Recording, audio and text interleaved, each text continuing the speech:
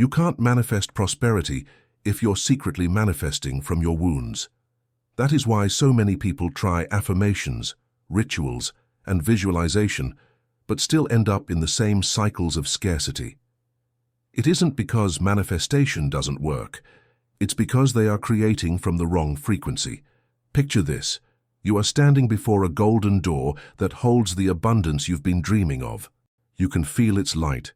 You can see its brilliance, but every time you reach for the handle, a whisper rises from deep inside.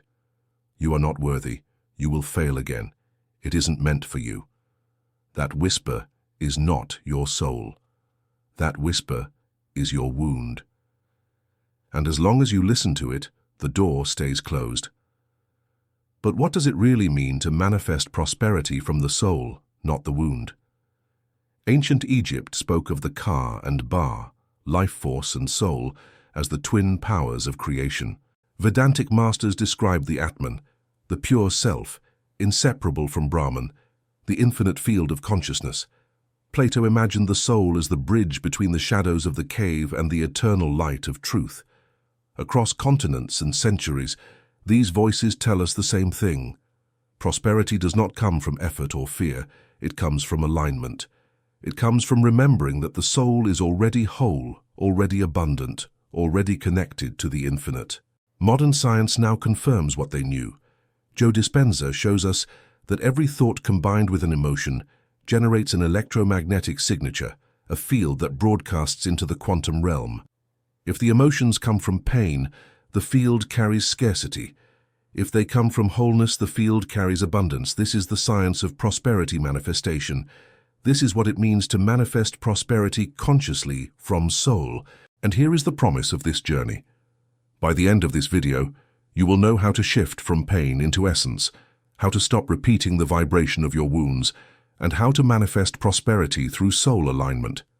You will see why trauma blocks manifestation and how healing can unlock it. You will learn the ancient secrets of soul-based manifestation, the neuroscience behind prosperity, and practical soul-centered techniques that open the flow of abundance. So stay with me. Because if the ancients already knew prosperity was the natural expression of the soul, and if modern science now proves it, the only real question left is this: which voice are you manifesting from, your wounds or your soul? The invisible forces behind reality.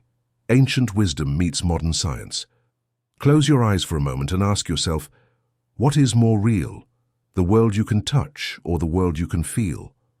Modern science is finally beginning to admit what the ancients always knew, that reality is not merely physical, it is energetic, vibrational, and deeply subjective. And manifestation is not just about what you do, it's about how you're tuned. In ancient Egypt, the priests didn't just worship gods, they studied the architecture of the invisible. They understood the body as a temple, and the Ka and Ba as energies within that body, a life force and a soul presence that could be cultivated, aligned, and directed.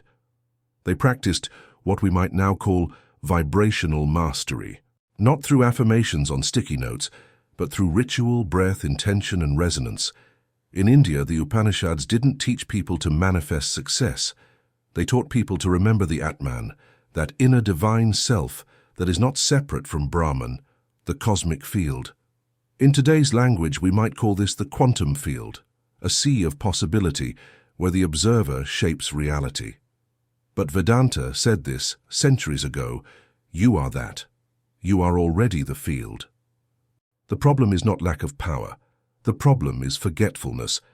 Plato, centuries later in Greece, brought forward the allegory of the cave, people chained to shadows, believing the illusion is the truth.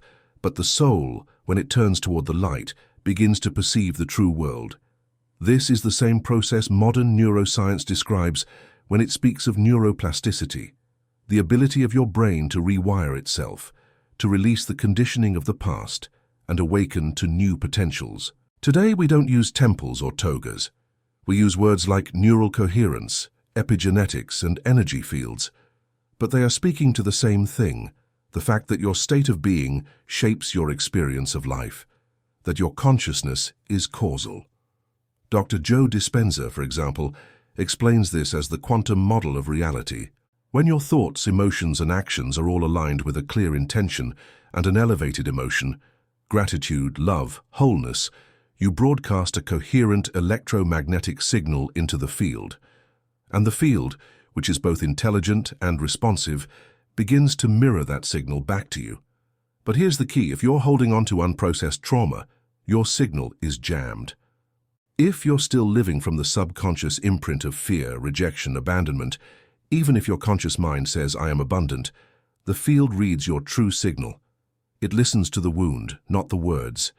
This is why most people feel like their manifestations don't work. They're trying to attract abundance while unconsciously vibrating in scarcity. They've read the books, they've made the vision boards, but they haven't healed the root frequency that keeps bringing the same cycles over and over again. To truly manifest from the soul, you need to understand that manifestation isn't magic, it's mechanics. Spiritual mechanics, yes. Energetic laws, yes. But it follows a logic. And here's what that logic says.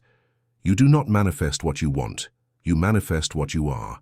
And what you are is not defined by your thoughts alone. It's defined by your dominant emotional state, your subconscious programs, your nervous system patterns, your breath, your memories, your sense of identity. All of these come together to form a vibrational blueprint, and that blueprint is what the universe reads. So when we speak of manifesting from the soul, we are speaking of a total reorientation of your internal frequency, one that returns you to your essential alignment. And that alignment is not something you earn, it's something you remember. It is in remembering who you are beyond the wound, beyond the story, that your true power is revealed. This is why ancient wisdom and modern science are no longer separate. They are now partners in the same realization, that you are not a victim of matter, you are a creator within the field, and the field responds to clarity, coherence, and soul-aligned intention. So if you want to change what you're experiencing out there, you must start by asking, what am I broadcasting in here? Because the universe is not responding to your dreams, it's responding to your signal. Manifesting from the wound. Why most people stay stuck? Most people don't manifest from their soul. They manifest from their survival, from unhealed stories, from old emotional wounds disguised as goals. They don't realize that what they think they want is often a reaction to pain, not a reflection of truth. You say you want abundance, but what you really want is to never feel scarcity again. You say you want love, but what you truly crave is not to be abandoned.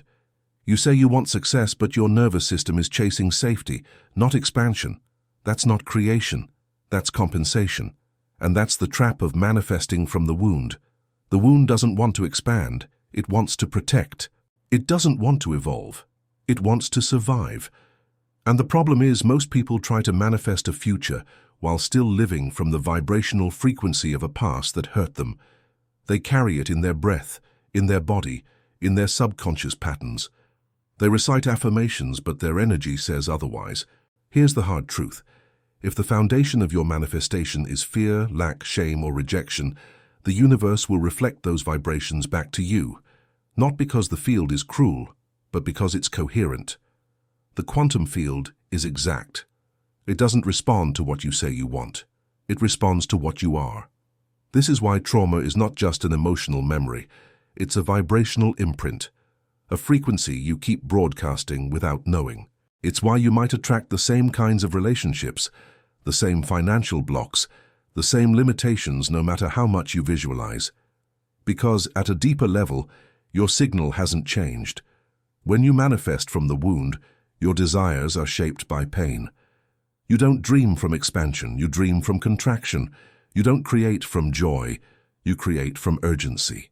That's why manifestation often becomes exhausting, because you're trying to force reality to compensate for your wound rather than allowing reality to reflect your healed essence.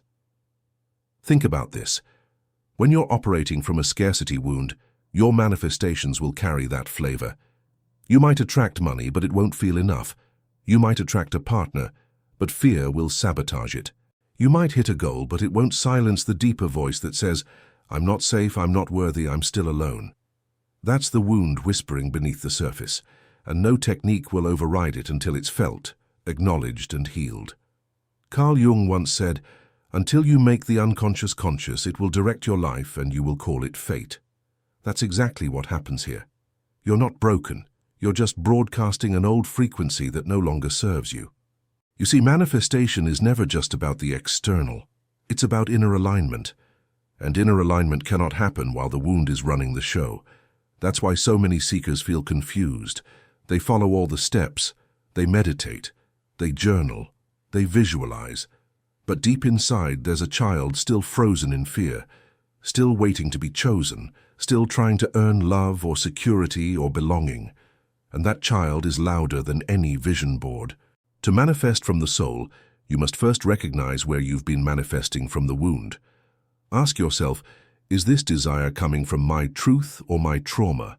Am I trying to express who I am or fix who I fear I am? Is this aligned with my soul or designed to soothe my pain? Because the truth is, manifestation only becomes effortless when you're no longer trying to escape yourself, when you no longer need reality to prove that you're enough, when you no longer chase results to avoid feeling unworthy. That's the shift. And until that shift happens, you'll stay stuck in cycles. You'll think manifestation doesn't work. But it does. It's just working based on the signal you're actually sending. To evolve, you must stop trying to manifest a better version of your wound. You must stop making your trauma the architect of your goals, because the soul doesn't manifest to survive. It manifests to expand. And you were never meant to stay small, trapped in echoes of pain. You were meant to remember that you are whole, and from wholeness, true creation begins. Trauma is a frequency. How pain disrupts prosperity. To truly understand why manifestation often fails, you need to stop seeing trauma as just something that happened to you. Trauma is not just an event. Trauma is a frequency, an unresolved signal stored in your nervous system, in your cellular memory, in the electromagnetic field that surrounds and flows through you. When you go through a painful experience, rejection, loss, abandonment, shame, your body doesn't just record it as memory. It remembers it vibrationally. It creates patterns, triggers, protective strategies, neural loops. These signals get encoded into your energetic blueprint and start to shape the way you perceive, feel, and respond to reality. In neuroscience, we know that repeated emotional states, especially survival-based ones, rewire the brain. If you've been living in fight or flight for years, your brain literally becomes wired for threat. Your body becomes addicted to the chemicals of stress. And your energy field begins to reflect this disharmony, even if consciously you're trying to manifest peace, prosperity, or love.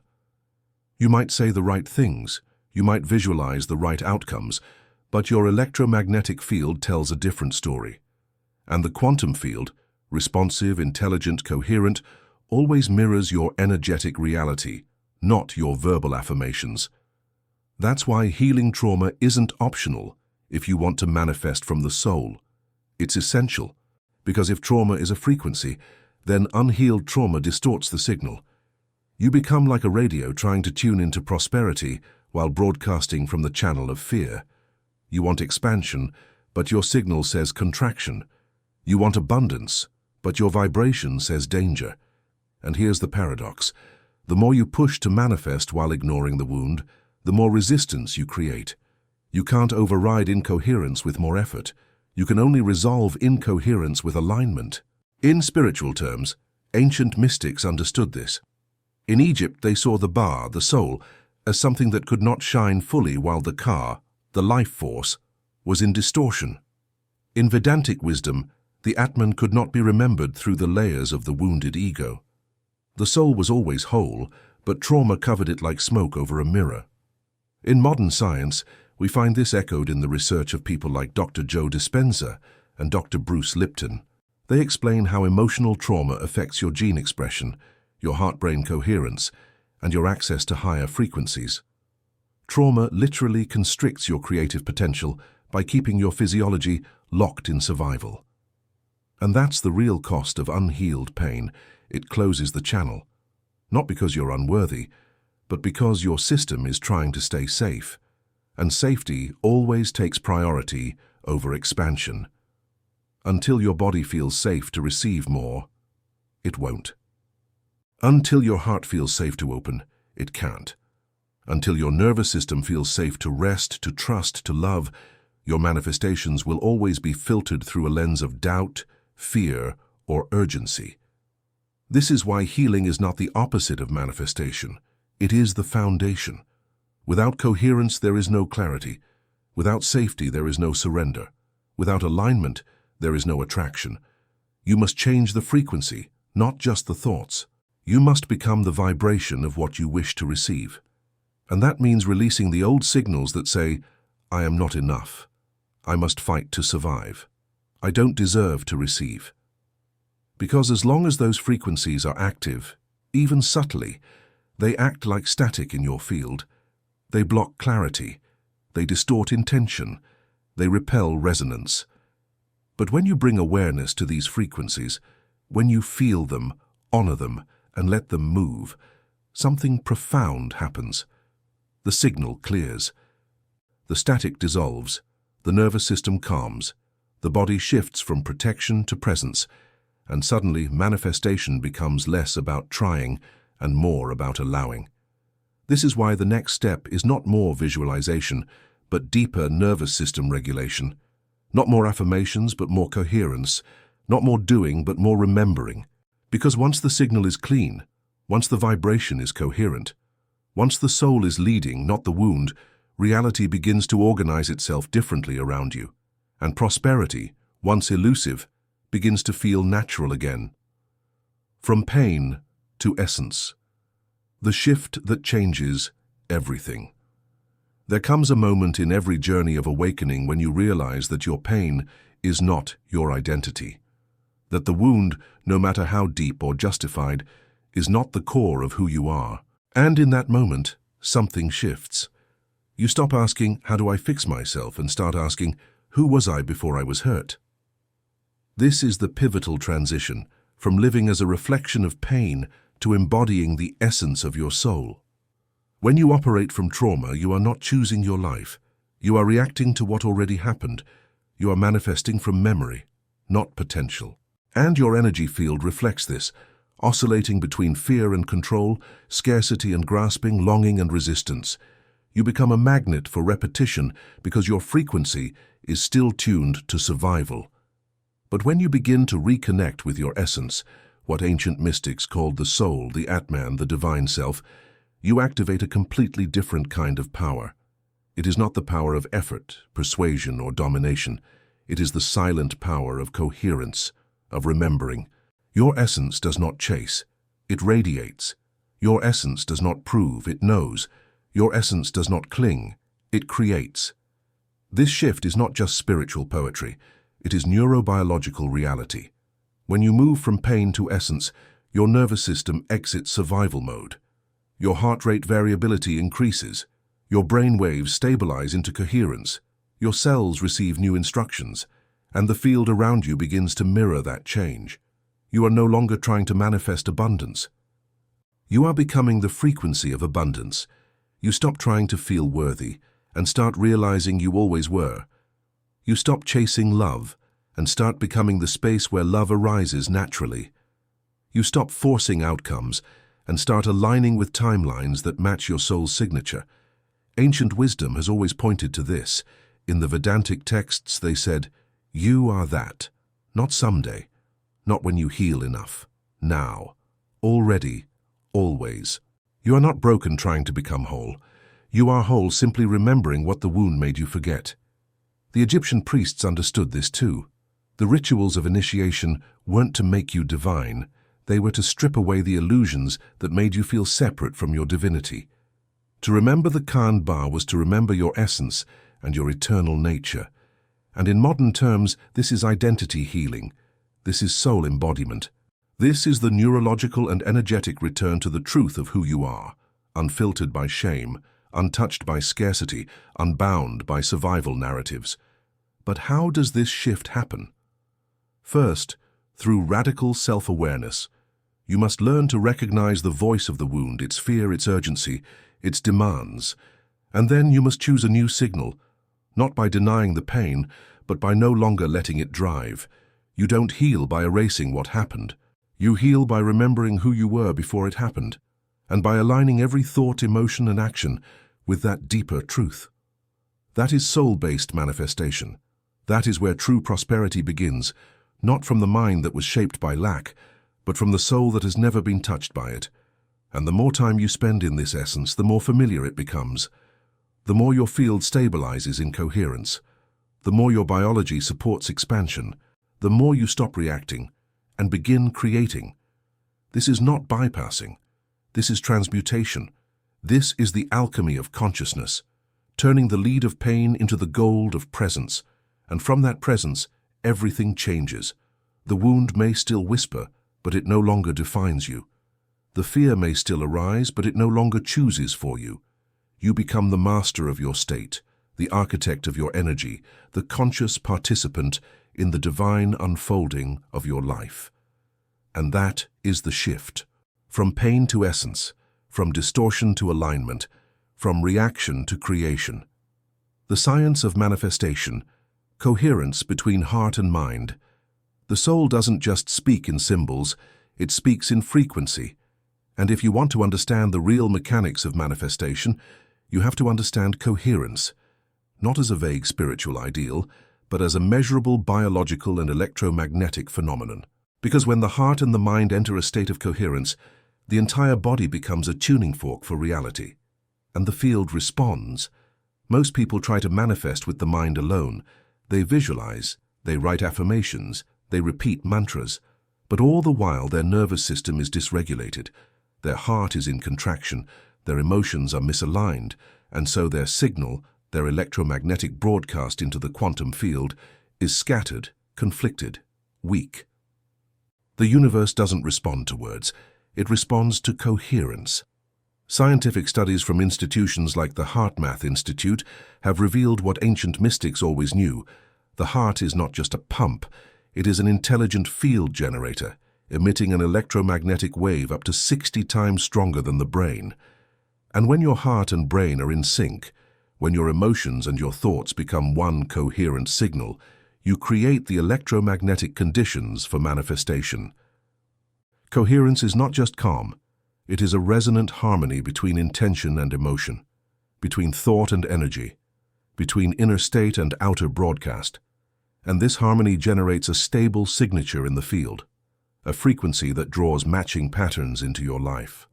When you live in emotional chaos but try to visualize abundance, your signal is contradictory. When you speak affirmations of worthiness but feel shame in your chest, your signal is fragmented.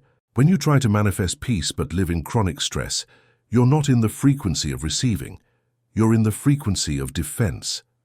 That's why real manifestation doesn't begin in the head, it begins in the heart, and not just in feeling good for a moment, but in sustaining elevated states long enough for the field around you to entrain to your signal.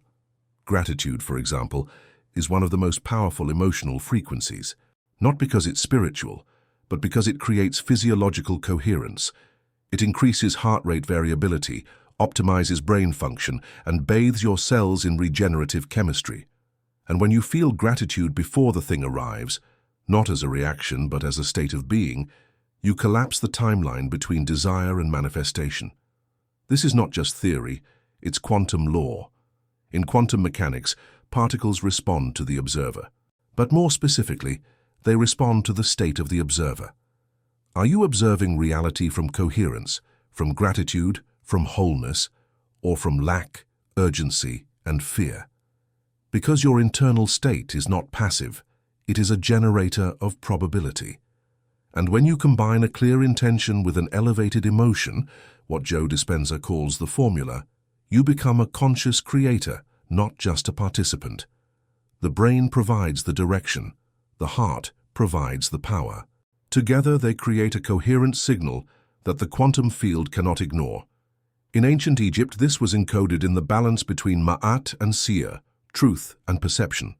In Vedanta, it was the alignment of the Atman with the heart's longing. In neuroscience, it's called psychophysiological coherence, but across all systems the message is the same. Coherence is the gateway to creation, and that coherence is not reserved for the enlightened or the gifted. It is trainable. through breath, through meditation, through practice. You can teach your body to feel the future. You can teach your field to remember wholeness. You can build a signature of abundance not from the mind, but from your entire electromagnetic being. So if you've been trying to manifest through effort, stop. If you've been forcing your thoughts but neglecting your emotions, realign. The field is not waiting for you to say the right words. It's waiting for you to become the right signal. And when you do, manifestation is no longer something you strive for. It's something you stabilize, not through force but through frequency. Techniques to manifest from the soul, not the wound.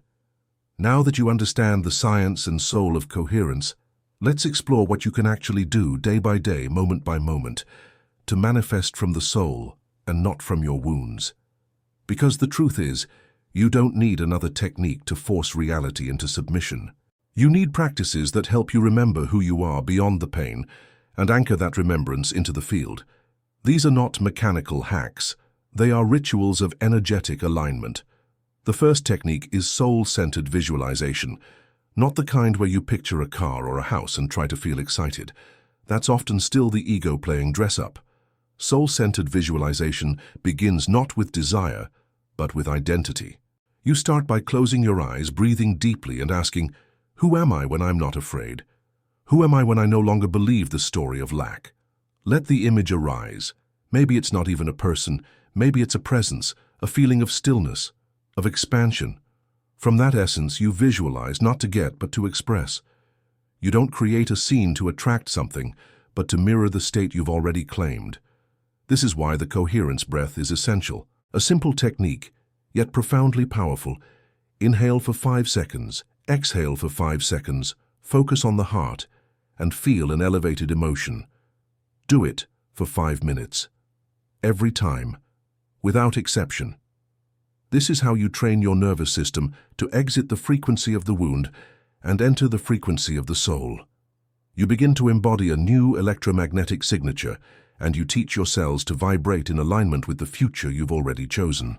Another profound method is mirror work with identity reprogramming. Stand before a mirror, not to affirm what you want, but to affirm what is already true beneath your pain. Look into your eyes and speak from your soul. Say, I am the presence that creates. Say, my worth is not a transaction. Say, the field knows me when I remember myself. This rewires not only your self-image, but the informational field around you.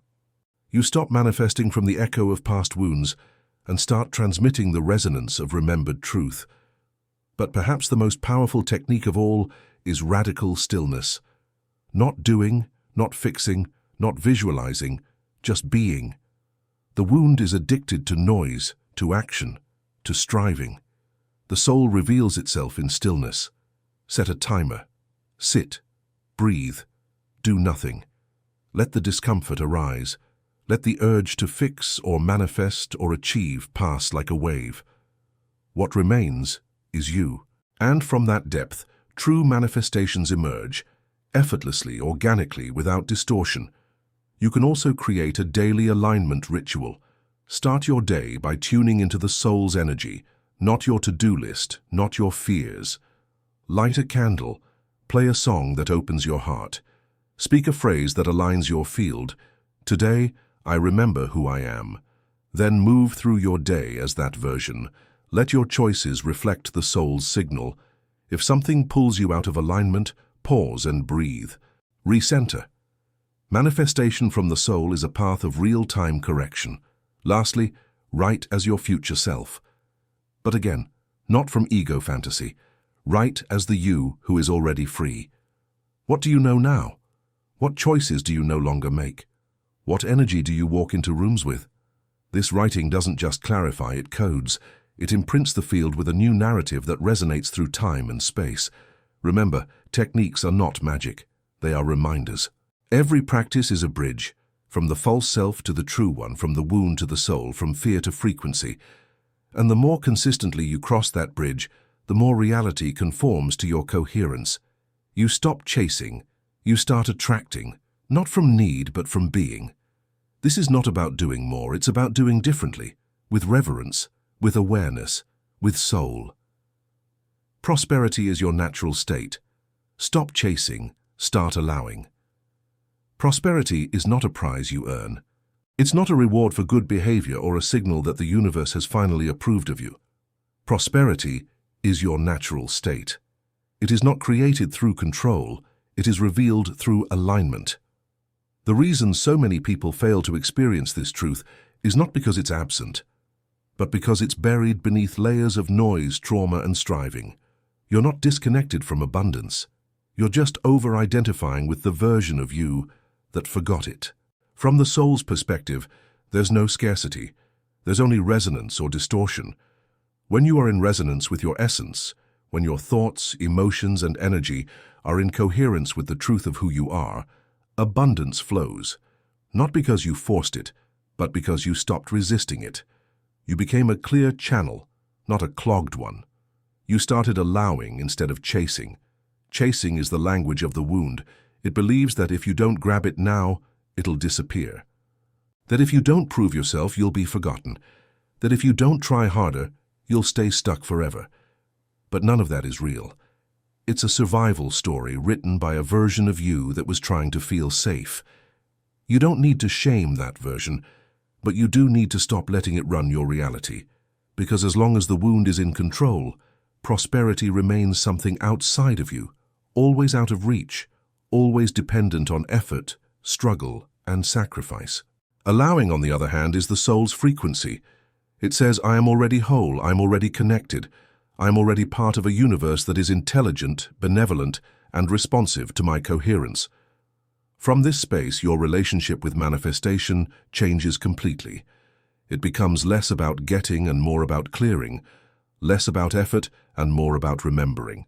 And the irony is that when you stop needing prosperity to prove your worth, that's when it begins to flood in, because you've removed the energetic blocks that were pushing it away.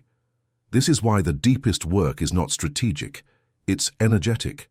You don't need better manifestation hacks. You need inner safety. You need nervous system regulation. You need to feel safe enough to believe that abundance is not a trick or a fluke, but a mirror of your true self. When your body no longer expects abandonment or punishment, it begins to trust prosperity. It stops bracing against loss. It stops sabotaging your desires. You no longer have to override fear, you dissolve it. This is also where receivership becomes a spiritual practice. Are you open to receive what you say you want, or are you still vibrating with the frequency of unworthiness, guilt, or fear of loss?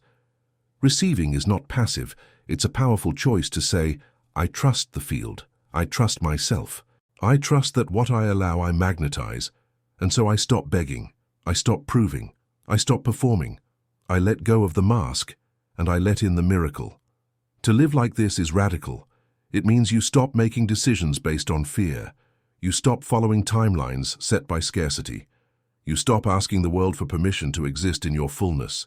You become someone who radiates enoughness, and that energy is magnetic. It draws opportunities, connections, resources, not because you forced them, but because they recognize their reflection in you. Prosperity is not a performance, it's a frequency, and the more you rest in that truth, the more life stops being a battlefield and starts becoming a mirror. You don't attract what you want, you attract what you are. So be the you that no longer needs to hustle for love or chase worth through things. Be the you that knows abundance as a natural rhythm, because it is. This is prosperity through soul remembrance. This is energy alignment at its purest. This is where spiritual manifestation becomes effortless, not because you do nothing, but because you do everything from coherence. And once you feel this, truly feel this, you'll never again waste time trying to make prosperity happen. You'll simply let it. Are you manifesting from the soul or the wound? So ask yourself, honestly and without judgment, are you manifesting from your soul or from your wound? Is your desire a reflection of your wholeness or a compensation for your pain? This is not about shame, it's about clarity, because once you can name where you're manifesting from, you can begin to shift the signal you're sending into the field. And when the signal changes, the reality must follow. That's not just spiritual poetry. That's how energy works. Your wound wants control. Your soul wants coherence. Your wound demands proof. Your soul needs only remembrance. When you choose to manifest from the soul, you're choosing alignment over performance, embodiment over desperation, essence over identity. And that choice, repeated, embodied, lived, is the foundation of true prosperity, not because you earned it, but because you remembered it was already yours.